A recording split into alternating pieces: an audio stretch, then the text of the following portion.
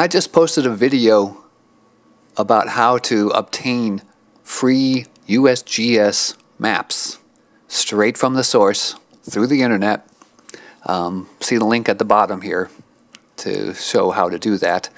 But I'm moving on here. This is a map that I find just fascinating. This is the 1896 version of the Pyramid Peak Quadrangle. A lot has changed between then and now. For one thing, it's not perfectly accurate.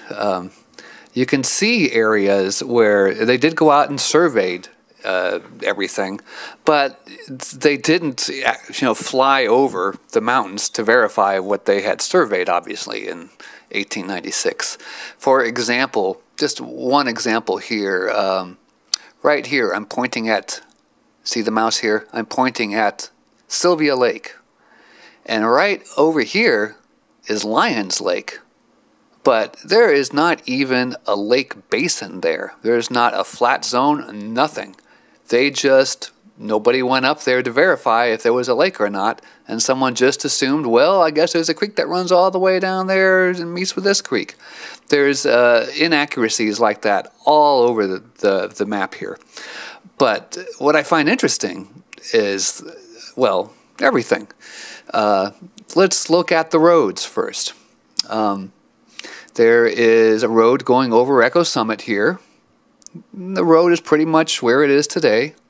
The road goes along, was that Highway 89, I think it is now, but it stops at Cascade Lake.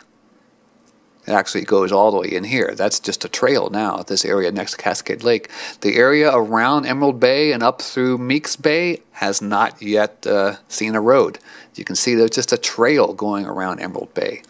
Also, there are roads everywhere where there aren't today. The road going into Wrights Lake continues right along on what is now the Barrett Lake Jeep Trail, but it goes well beyond that to these little towns that don't exist anymore.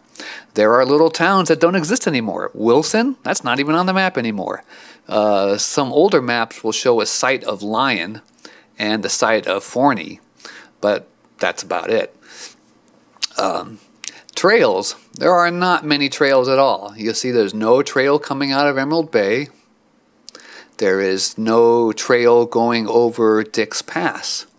The trails here come out of Fallen Leaf Lake, and it's pretty similar to what we have now. Out of Fallen Leaf Lake going into Gilmore Lake, going into Half Moon Bay. Note there's not even an Altamoris Lake there. No dams. Obviously, there's no dams anywhere back here, so everything looks different. Most significantly, in fact, the reason why I sought this map in the first place was because I wanted to know what this area looked like before Lake Aloha was dammed.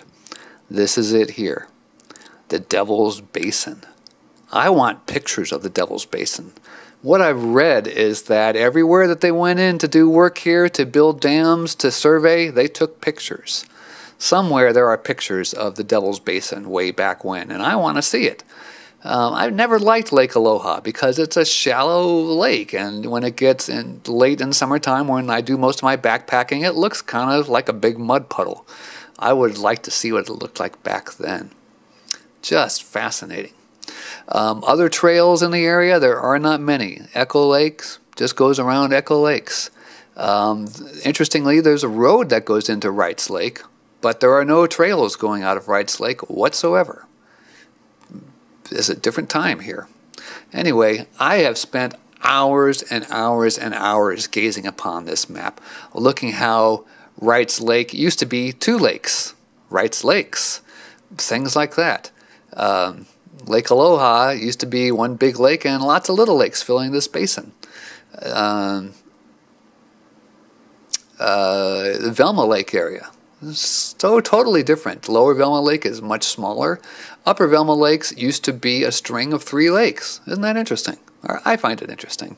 Anyway, you can get this map and many others a lot like it just by logging on to the web page indicated in the previous video. I also found interesting maps of where I live, Sacramento, Carmichael, California. Looking at the old maps from that area, it's just fascinating. See how the city grew and which directions it grew and all that. I find this eminently fascinating. You might too. So there you go. Give it a try.